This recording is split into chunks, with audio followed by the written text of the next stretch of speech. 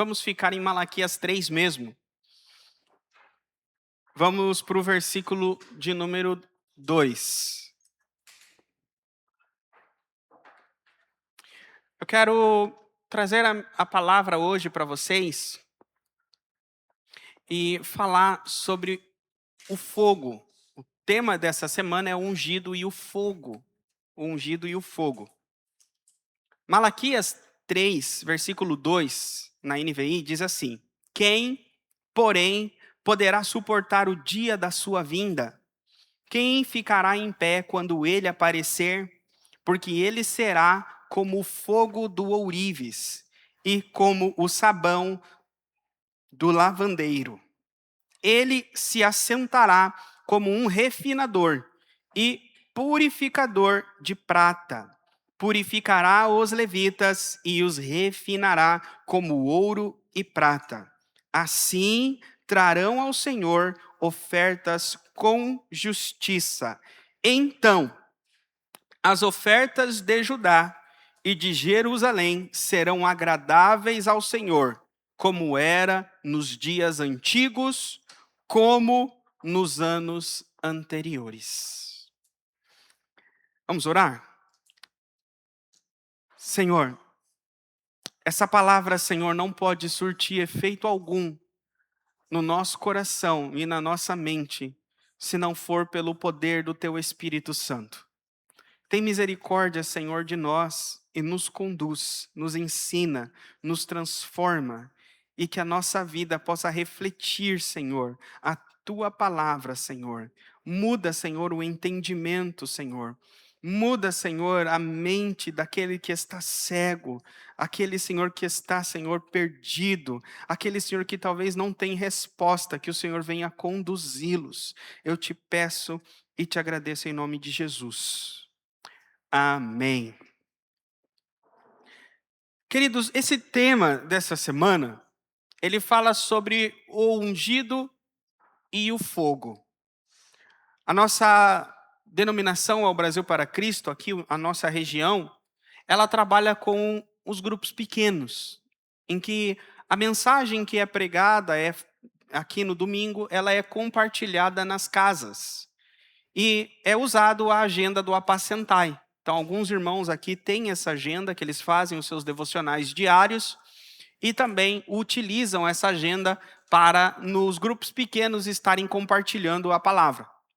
E nessa semana, lá na agenda de vocês, é o tema que vocês acompanham, vão falar no grupo pequeno, fala que o ungido ele tem um relacionamento com o fogo. E vai tratar lá na agenda a questão da diferença do fogo no carvão e no diamante. Tanto o carvão quanto o diamante, ele passa por um processo do fogo. O diamante, um calor tão grande e muito tempo no fogo, no magma, até formar o diamante.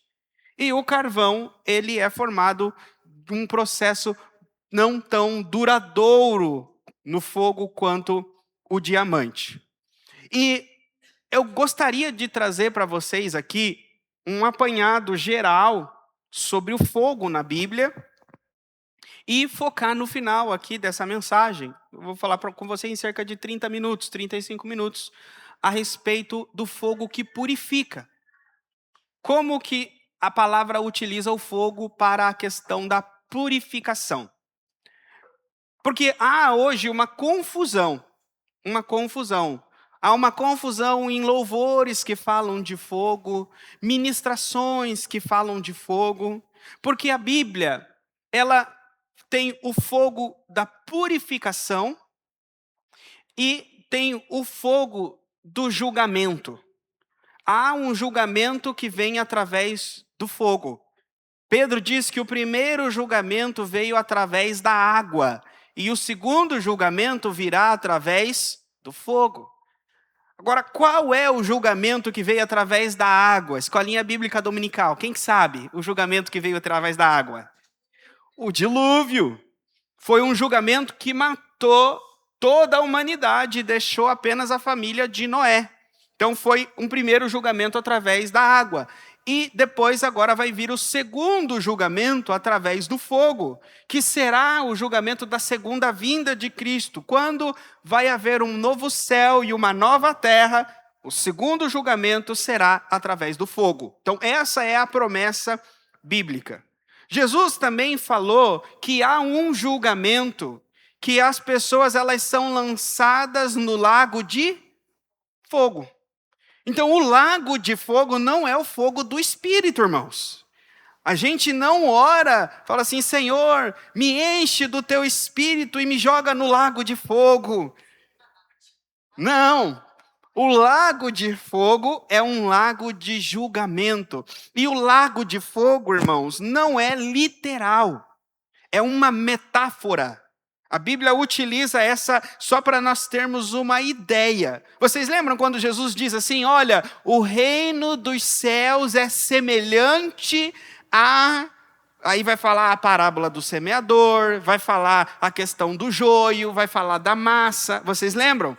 Mas a palavra que Jesus usa é essa. O reino dos céus é semelhante a... Então Jesus está dizendo, é uma metáfora que eu utilizo de elementos que vocês veem, que vocês conhecem, para ensinar a vocês elementos que vocês nunca viram e nunca conheceram.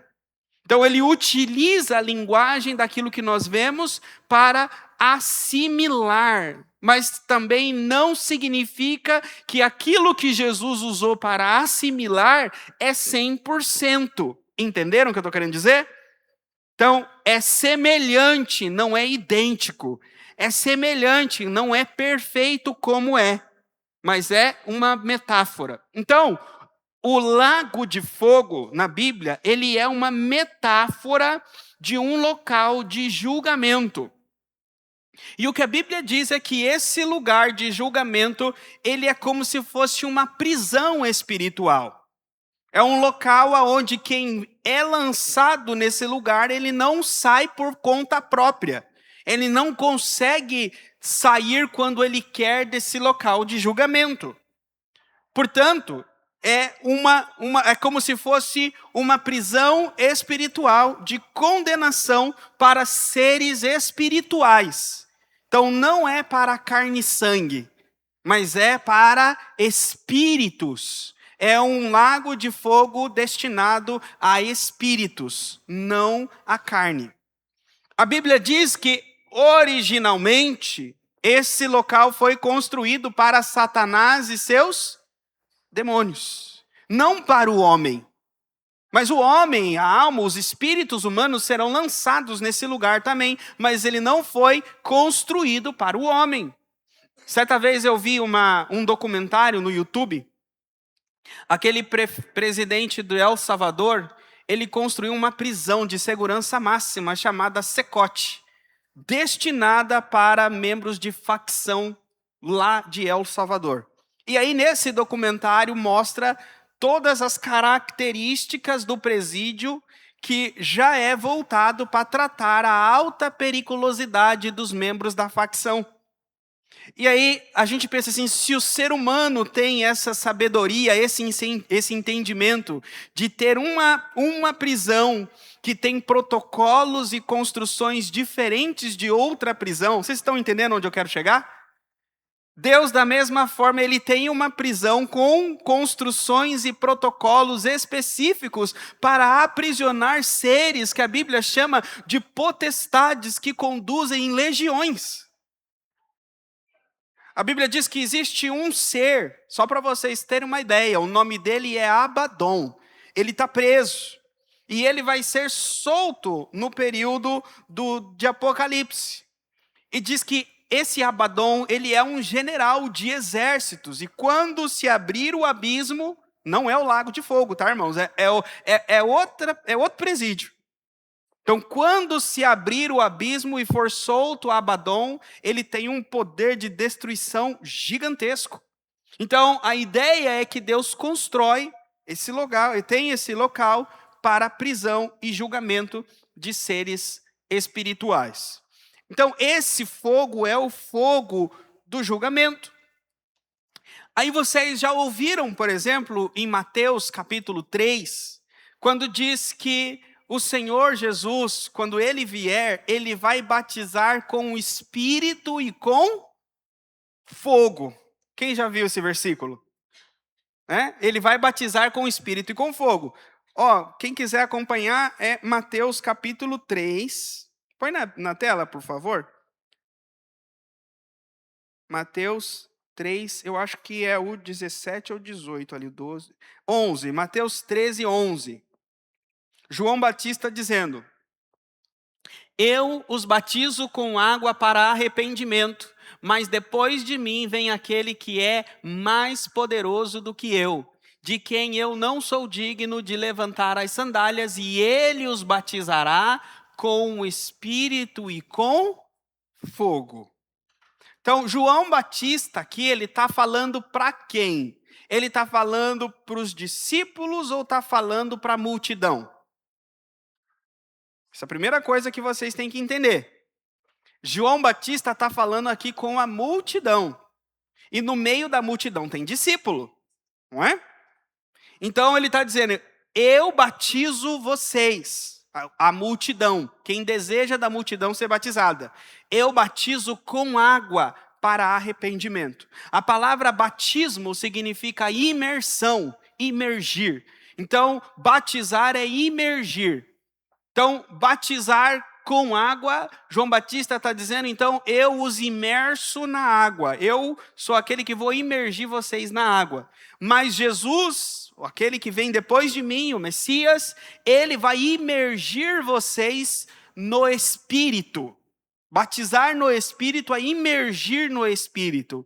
E com fogo é imergir também no fogo. Perfeito? Aí, esse texto, ele é utilizado para muitas pessoas ministram que esse batismo com fogo é ser batizado com o fogo do Espírito Santo. Que Jesus veio para nos batizar com o Espírito e com o fogo do Espírito. Mas não é. Esse fogo aqui é o fogo do julgamento. Ele vem nos batizar com o Espírito e com fogo. Continua o próximo, por favor.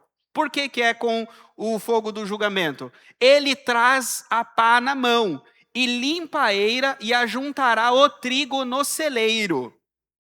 Juntar o trigo no celeiro é coisa boa ou coisa ruim? Boa, não é? E queimar a palha com o fogo que nunca apaga é coisa boa ou coisa ruim? Coisa ruim.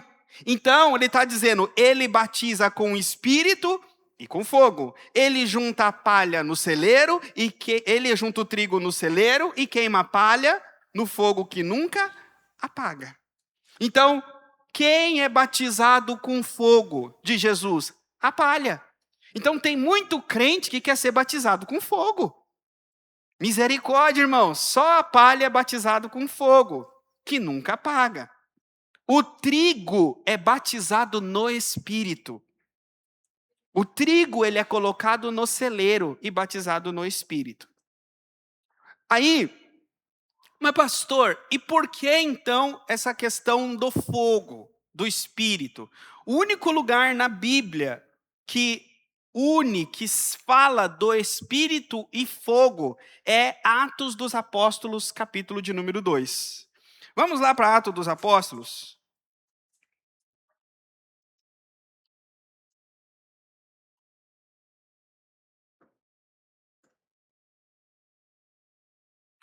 Deixa eu achar aqui o versículo.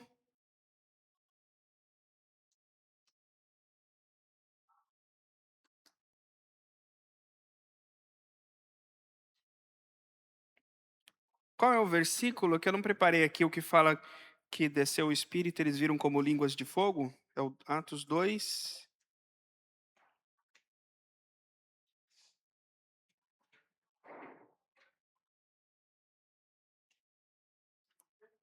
Versículo 3 do capítulo 2?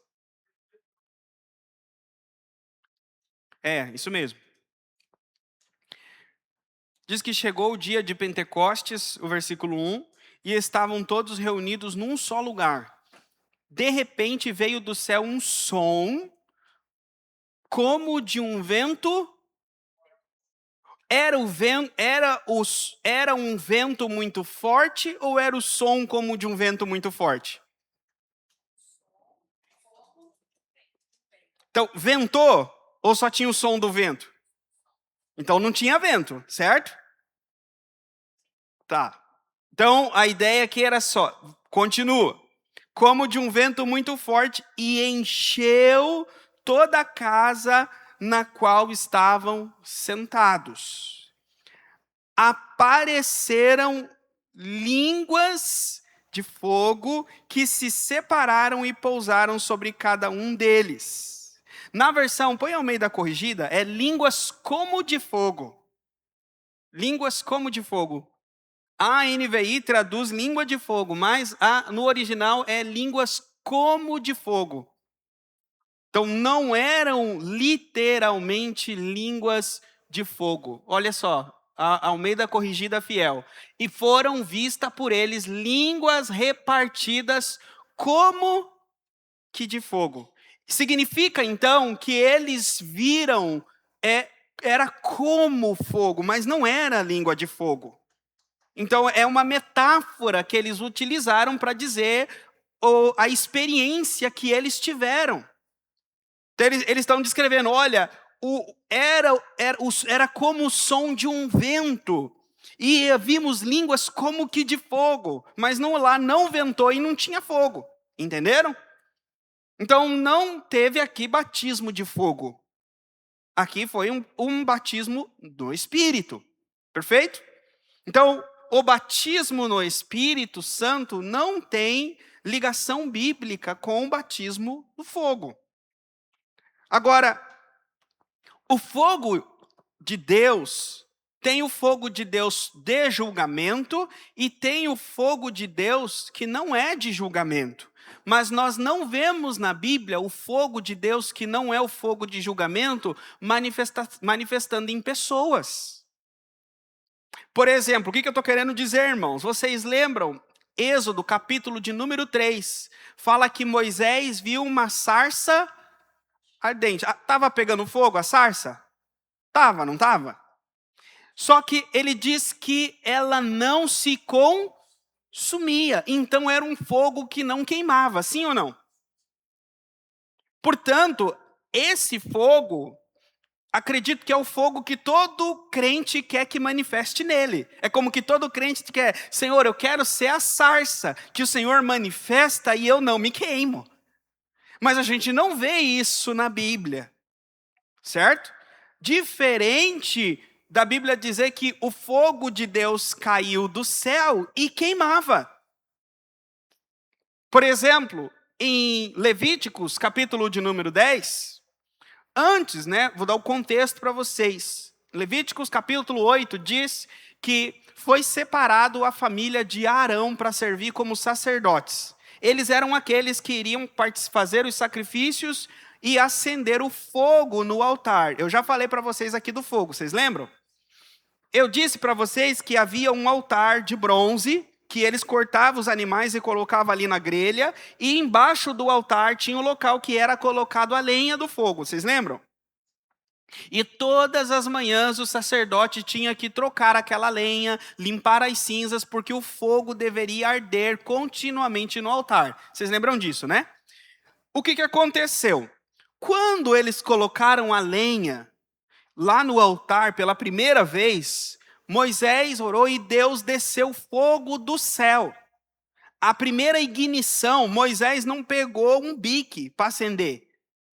Veio fogo do céu e acendeu o altar. E Deus disse, então agora vocês vão manter esse fogo, a minha chama, eternamente. Vocês não vão deixar o fogo que eu desci do céu se apagar. Perfeito? Aí, o que acontece? Eles cuidavam desse altar, aquele fogo não se apagava, e eles ofereciam incensos dentro do tabernáculo. E esse incenso, ele era colocado em um incensário. Era como se fosse uma lâmpada que eles carregavam. Debaixo dessa lâmpada eram colocadas brasas quentes, aqueles carvões que a gente vê, brasas, e dentro dessa lâmpada eram colocadas especiarias. Então o calor da brasa, do carvão, ele esquentava essas especiarias e saía uma fumaça desse incensário. Então eles entravam dentro do templo, carregando esse incensário e soltando essa fumaça, que era um simbolismo, uma metáfora de orações sendo, vamos dizer assim, levadas diante da presença de Deus. Lá em Apocalipse, vocês vão ler isso, que no trono de Deus, lá no céu, os anjos levam os seus incensários com as orações dos santos. Perfeito? Está aqui, vocês estão entendendo? Só que como que o sacerdote tinha que acender o incensário? Ele preparava, colocava ali o azeite, as especiarias, ele deveria ir lá fora, naquele altar onde Deus derramou o fogo do céu, e pegar uma brasa lá daquele altar. Ou seja, a brasa que foi acendida pelo fogo que veio de onde? Do céu. Então eles pegavam aquela brasa, colocavam no incensário e entravam. A Bíblia diz, né? Primeiro, eu vou voltando um pouco. A Bíblia não diz, mas eu acho, e depois a Bíblia diz. Eu vou explicar para vocês. O que a Bíblia não diz, mas eu acho? Que os dois filhos de Arão, Nadab e Abiú, eles estavam bêbados. Eles beberam, estavam passados e foram servir dentro do templo bêbados. Então eles foram lá, pegaram o incensário, colocaram a especiaria, e na hora de ir lá fora e pegar a brasa e colocar, eles não fizeram. Eles falaram, vamos meter fogo aqui mesmo. Pegaram fogo e acenderam o fogo do incensário. Então eles acenderam com o fogo deles. Provavelmente o isqueirinho Bic, sabe? Passaram, presta aí o isqueiro, você trouxe? Você trouxe? Não, eu não trouxe. E acenderam e entraram dentro. Por quê? Porque era a hora, foram obedientes. Ó, estamos bebendo aqui, mas está na hora de ir lá fazer o nosso trabalho para Deus. Vamos lá, vamos. Aí, em vez de ir lá pegar, acenderam e entraram. Quando eles entraram, Deus poderia ter matado eles lá fora. Mas quando eles entraram na frente da presença de Deus, dentro da tenda, caiu fogo do céu e queimou eles vivos. Vivo. E diz que Deus estava tão irado que eles não puderam entrar para tirar eles lá de dentro. Tiveram que puxar eles pelas roupas. Então tiraram eles lá de dentro porque caiu fogo do céu. E aí, por que eu digo para vocês que eu acho que eles estavam bêbados? Porque depois desse episódio, Moisés proíbe os levitas de beber antes do trabalho. Falou, a partir de hoje vocês não bebem mais vinho quando vocês forem servir. Então, provavelmente, esse foi o problema. Então, Arão tinha 4 filhos. Na primeira semana de culto, ele perdeu 50%. Já foi 2. Já pensou? Deus separa a sua família, agora você é sacerdote, você vai cuidar. Na primeira semana de culto, Deus leva 2 filhos teus embora. E diz que nem Arão era o pai e Moisés era o tio. Diz que eles não falaram nada. Moisés ainda falou para Arão, ó, não fala nada. Senão ainda vai sobrar para a gente, que o homem lá não está bem. Aí eles intercedem, Deus perdoa, e aí Deus ainda fala para Arão, agora eu quero seus outros 2 filhos. Arão poderia falar assim, não, você já levou 2, eu não vou te dar os outros 2, eu não quero mais. Ó, tá aqui o meu chapéu, tá aqui meu boné, escolhe outro. Mas a família dele estava selada, escolhida e separada. E diz que Deus abençoou aquela família grandemente. Depois, então, esse fogo é o fogo do julgamento. O fogo que vem de Deus, ele vem para a morte. Agora, nós falamos aqui, em Malaquias capítulo 3, sobre o fogo da purificação. Ele diz, olha, naquele dia, no dia da vinda do Senhor. Voltemos lá para Malaquias 3. Malaquias 3, versículo 2. Quem, porém, poderá suportar o dia da sua vinda? Quem ficará em pé quando ele aparecer? Aí, olha só, porque ele será como o fogo do ourives e como o sabão do lavandeiro. Olha só, ele será como o fogo do ourives. Ourives. É interessante aqui que está dizendo que Deus não vai manifestar um fogo, mas ele será o fogo. Lembra o fogo que eu falei para vocês que a gente quer? O fogo da sarça ardente, que Deus manifesta na sarça e a sarça não queima? Lembra? E aqui Deus está dizendo, eu sou esse fogo. Eu não destruo, eu purifico. Se você quer que eu manifeste na tua vida e não queime, não te destrua, eu manifesto na tua vida como eu manifestei naquela sarça e não queimei aquela sarça, mas eu santifiquei aquela sarça. Por que que Deus diz que ele santificou aquela sarça? Porque Moisés se aproximou e falou, Moisés, tira a sandália dos teus pés, porque a terra em que você está pisando é terra santa. A sarça era santa, a terra era santa. Então, onde manifesta o fogo da presença de Deus, manifesta para santificação. Então, é um fogo da purificação, da santificação. É um fogo que queima, mas queima as impurezas. Não queima para destruição. Então, às vezes, nós sentimos o fogo de Deus, mas o problema é que Deus está queimando as nossas impurezas. Dói porque a gente gosta, às vezes, da nossa incredulidade.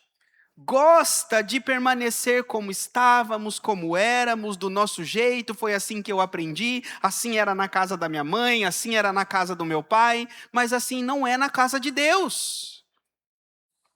Ah, mas na outra igreja que eu era é assim, mas essa igreja que Deus te trouxe agora não é assim. E se não vai contra a palavra, se submete. Ah, mas essa outra família, não, mas antes não era assim. Muitas das vezes, Deus usa as situações para nos ensinar a nos submeter. E o mais difícil, irmãos, é nos submeter. E eu falo isso para vocês de ser o primeiro da fila. Irmãos, como eu fui tratado por Deus para me aprender a me submeter. E submeter é submissão do coração. Às vezes a gente se submete de boca, mas não se submete de coração. O coração não quer, a vontade não quer, o desejo não quer, a gente teima, a gente rebela por dentro, mas aí quando o patrão fala, a gente fala, eu vou, o pastor fala, a gente fala, eu vou, a mãe fala, a gente fala, eu vou, mas dentro está assim, porque eu não quero, eu não gosto, não é.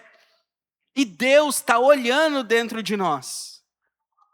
Aí fala assim, mas pastor, Deus não aceita se a gente faz assim? Depende. O que Deus aceita e o que Deus não aceita? Deus aceita a obediência com temor. Ou seja, sabe quando Deus fala assim, vai e luta com o gigante. Aí você vai falar assim, mas esse gigante vai me matar. Olha o tamanho dele, olha a força dele. Mas, se Deus mandou, eu vou. Aí o gigante está lá, você está com a espada e o seu joelho está assim, ó. Mas você está onde Deus falou para você estar. Ele falou assim, você vai morrer obediente a Deus. Mas você foi. É diferente de você obedecer a Deus, mas não querendo obedecer a Deus. Não desejando obedecer a Deus. Por quê? Porque a obediência, a fé com temor, ela glorifica a Deus. Sim ou não? Deus fala assim, olha, mesmo com medo ele me obedeceu. Agora, a obediência com rejeição interior, com um coração que não queria fazer, glorifica a Deus? Não. Então, por isso que quando nós obedecemos sem querer obedecer, não há glória de Deus nisso. Então, a obediência, ela vem do coração, ela é interna. É por isso que é o Espírito Santo que trabalha em nós. Então, se nós sabemos que para nós uma coisa é difícil, nós devemos orar e pedir, Espírito Santo, me muda, me transforma, eu não quero ser mais assim. Eu não quero mais fazer essas coisas, eu não quero sentir mais isso. Eu não quero pensar mais assim. Só que, queridos, deixa eu dizer para você. Meu café esfriou hoje. Queridos, deixa eu dizer para vocês. O Espírito Santo não faz assim, ó.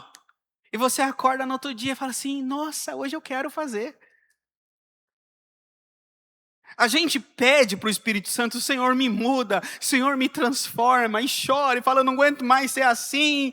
E aí o Senhor fala assim, tá bom, eu vou. Então sabe o que eu vou fazer? Amanhã eu vou pôr uma situação para você escolher se submeter.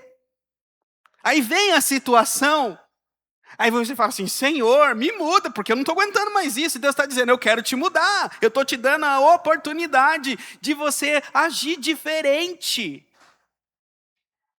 Haja diferente. Ore antes da situação e fala assim, Espírito Santo, eu sei que foi você que colocou isso aqui. Me dá forças para não fazer o que o eu antigo fazia, o que o velho Johnny fazia.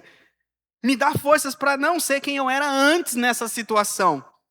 Me dá forças para eu fazer aquilo que eu peço nas minhas orações que eu quero fazer. Me dá forças para ser aquilo que eu peço nas minhas orações para ser.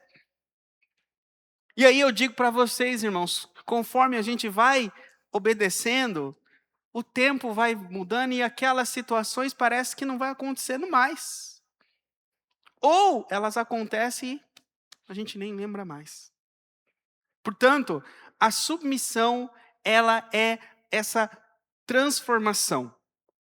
O fogo que eu li para vocês aí no capítulo 3, Deus diz que ele seria como o fogo do ourives.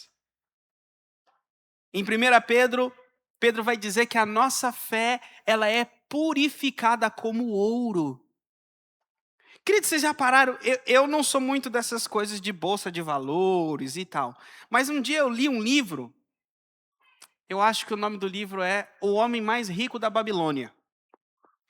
E conta uma história, não é um livro de ficção, mas conta a história de um homem na Babilônia que foi administrando os seus bens e se tornou o homem mais rico da Babilônia.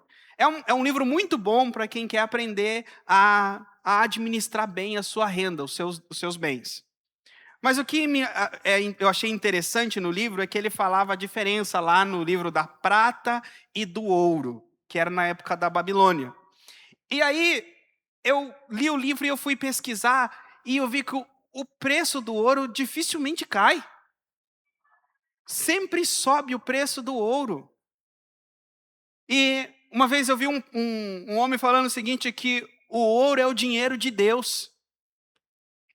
Que são recursos, né, na terra. E aqui está interessante que ele fala o seguinte, que Deus, ele purifica.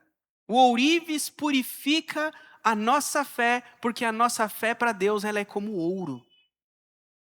Então, o que nós pegamos um metal amarelo e dizemos, se isso tem valor, Deus diz que o que tem valor para Ele é a fé.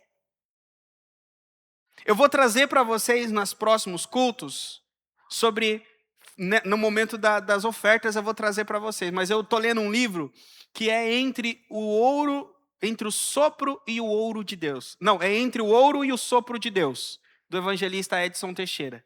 Eu vou estar ministrando aqui cada capítulo do livro para vocês nos domingos no horário da oferta. Mas eu quero já trazer um adiantamento aqui para vocês. Deus está dizendo que a nossa fé para Deus é como um ouro. E qual é a importância disso? Se vocês lembrarem, quando vocês leram Gênesis, Deus colocou um jardim lá, não tinha um jardim? Como era o nome do jardim? Éden. E o jardim foi colocado lá na terra, né, de Avilá. E diz que lá tinha o quê? Ouro, bidélio e todo tipo de pedra preciosa. Sim ou não? E diz que o ouro lá era de boa qualidade, ou de baixa qualidade, ou de boa qualidade? Boa qualidade. Então tinha pedra boa, não tinha? E aí Deus vai fazer o homem. O que será que Deus pega o homem para fazer? De bidélio, de ouro? Deus fala assim, eu vou fazer o homem a minha imagem e semelhança. Eu vou pegar o barro. O homem não é feito de ouro. O homem não é feito de bidélio, mas o homem é feito do pó da terra. Então significa que o nosso Deus parece que enxerga valores diferentes de nós. A gente enxerga 10 mil na conta, a gente vê uma coisa. Deus olha 10 mil na conta e acha que ele vê outra coisa. A gente acha que com 10 mil pode fazer muita coisa. E Deus olha 10 mil e Deus acha que pode fazer muito mais sem nada na conta. Não é? Um deserto, sede. O que a gente precisa? O que a gente busca? Água, não é? Então a gente vai buscar uma fonte, a gente vai buscar uma cachoeira, um lago, um rio, não é? E Deus fala o seguinte, ó, a água está na rocha ali, ó, vai na frente daquela rocha e fala com a rocha e ela vai te dar água. Tem lógica? Vocês concordam comigo que Deus provê diferente? Deus não entrega a provisão para nós aonde a gente espera. Sabe qual é o nosso problema? A gente fala assim, Senhor, abre uma porta, Senhor, me dá uma porta, Senhor, me ajuda. E a gente fica procurando água aonde a gente acha que tem água. É como a gente está dizendo assim, Senhor, me dá água, eu estou com sede. Deus sabe que você precisa de um emprego, precisa que você está pedindo. Só que aí a gente vai procurar água. Aonde a gente vai procurar água? Ah, na poça, no lago. E Deus está dizendo, ó, eu vou te dar água, vai lá na rocha. Vai na rocha, que a água está lá na rocha. Aí você vai na rocha. Por quê? Porque a gente fala assim, mas Senhor, na rocha não é lugar de água. É a mesma coisa, Deus, o profeta Elias orou e não choveu por 3 anos e meio. E Deus falou o seguinte para ele, olha, eu preparei um lugar para te sustentar, Elias. Quando ele saiu do ribeiro, o ribeiro secou, e Deus falou assim, eu preparei um lugar para te sustentar. Elias já pensa assim, uma mansão, os carros, chegando assim, os servos chegando com um monte de saco de comida, de carne, de picanha. Fala assim, não, Deus preparou. Deus falou, então, eu vou levar você na casa de uma viúva. A gente sabe, na Bíblia, a viúva era o pobre que precisava de Bolsa Família, mas não tinha Bolsa Família na época. É mais ou menos isso. Que se vocês lerem o Antigo Testamento, a viúva é que era dependente de assistência social. Então Deus disse o seguinte, eu vou te levar na casa da viúva, e a viúva vai te sustentar. Aí pensa, Elias começa a fazer as contas. Eu falei que ia ficar 3 anos sem chover. Só passou 1 ano e pouco. Então eu vou ficar 1 ano e pouco ainda na casa de uma viúva. E Deus falou, olha, é a viúva que vai te sustentar. Eu preparei a viúva. Então, vocês entenderam? Deus prepara os locais para sustentar e cuidar de nós que não são aonde a gente espera. Porque nós vemos como o homem vê e Deus não vê como o homem vê. Deus olha o coração. Quando eu era quando eu era solteiro, que eu fui para Inglaterra, eu precisava levantar, se eu não me engano, eu acho que eram uns 4 ou 5 mil reais, que na época era quase 10 salário mínimo. E eu precisava... E aí eu estava indo e aí começou a aparecer umas agendas. Aí eu fui numa igrejona, irmãos. Pensa em uma igrejona grande. Um povo chegando com um carrão. E aí o coração falou assim, nossa, acho que hoje eu vou ganhar uma oferta boa aqui, viu? Vou terminar a pregação e se Deus vai preparar. Olha o povo aqui. Queridos, ganhei uma oferta como eu ganhava em outras igrejas, normais. Aí me chamaram numa igrejinha lá no fim da Zona Leste, pobrezinha. Fui lá, os irmãos abençoados e tal, feliz.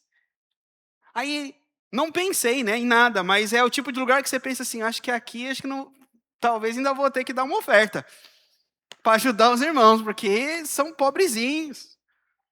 O cachorro, o som ruim. Aí no final, uma oferta 10 vezes maior que da igreja grande. 10 vezes maior. E aí nesse dia, né, Deus fala muito comigo na palavra. É como que eu leio a Bíblia e às vezes eu meio que me arrependo de ter lido a Bíblia, sabe? Que depois Deus me lembra daquelas partes que eu li para puxar a minha orelha.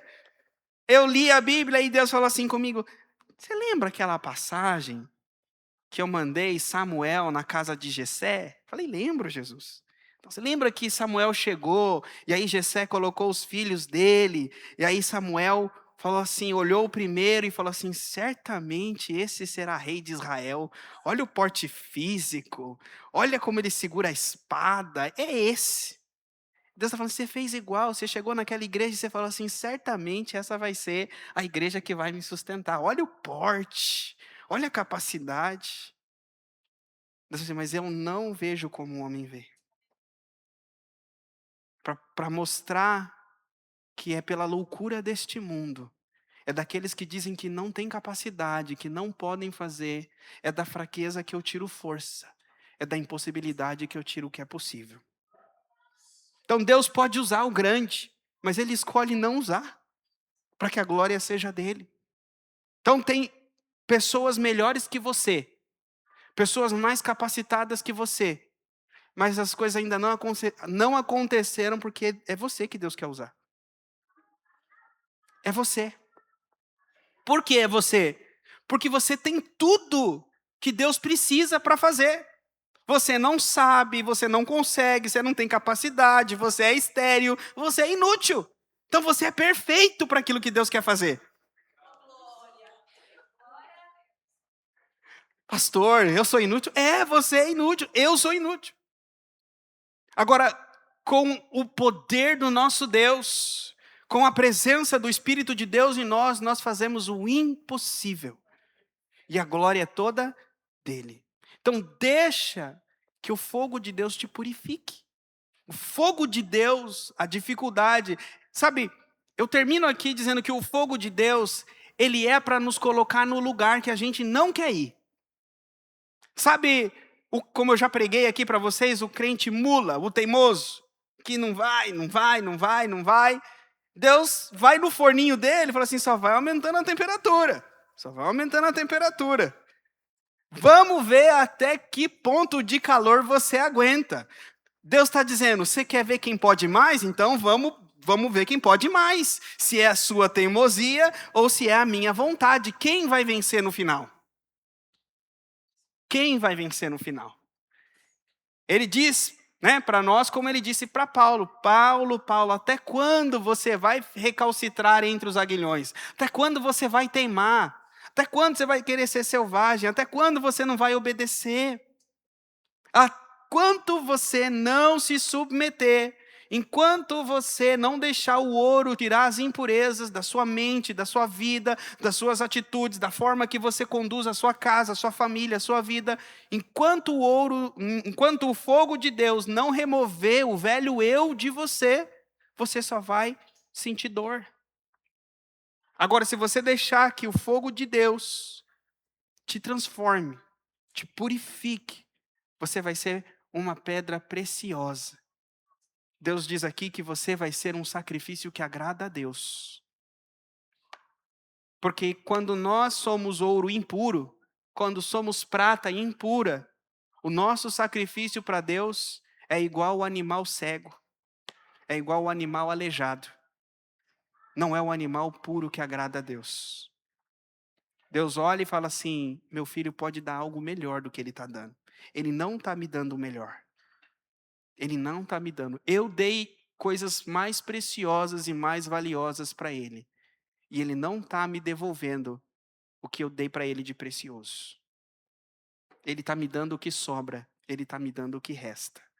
Então deixa eu aumentar o fogo. E aí é assim que ele vai. Queridos, a boa notícia é que Deus é paciente. Tem pessoas que o fogo de Deus queima há 30 anos, 40, 50, 60 anos. Agora tem pessoas que Deus tem pressa. Deus tem pressa, algo na tua vida, uma obra na tua vida, e aí parece que enquanto em um Deus aumenta o fogo aos pouquinhos, em você o fogo vem assim, ó. Porque na sua vida Deus tem pressa. Mas uma coisa é certa: o fogo de Deus não vai te destruir. E a paciência de Deus é para te alcançar. E por último, Deus coloca pessoas para cuidar de você. Deus tem homens e mulheres, parentes, famílias, pastores, para orar por você, ter paciência com você e te conduzir no caminho que você precisa. Amém? Coloque a mão no coração. Senhor, que a tua palavra venha conduzir a tua igreja, o teu povo, a andar no teu caminho, Senhor, a obedecer a tua vontade. Que eles possam, Senhor, serem fiéis e que o teu fogo, Senhor, venha conduzi-los, purificá-los e transformá-los, para que mais e mais eles venham refletir a imagem do seu Filho, a imagem do nosso Senhor Jesus Cristo. Senhor, que esta seja uma igreja viva, uma igreja poderosa, uma igreja trabalhadora, uma igreja, Senhor, que ainda, Senhor, os teus dons, ainda, Senhor, as manifestações do seu Espírito acontecem, as tuas curas acontecem, as tuas libertações acontecem, e vidas e famílias, casamentos são restaurados, famílias são curadas, transformadas, e milagres, Senhor, acontecem, Senhor. Que essas coisas sejam comuns e normais no nosso meio, por causa da tua presença em nós. Purifica-nos, santifica-nos, transforma-nos. Eu te peço e te agradeço, em nome de Jesus. Amém.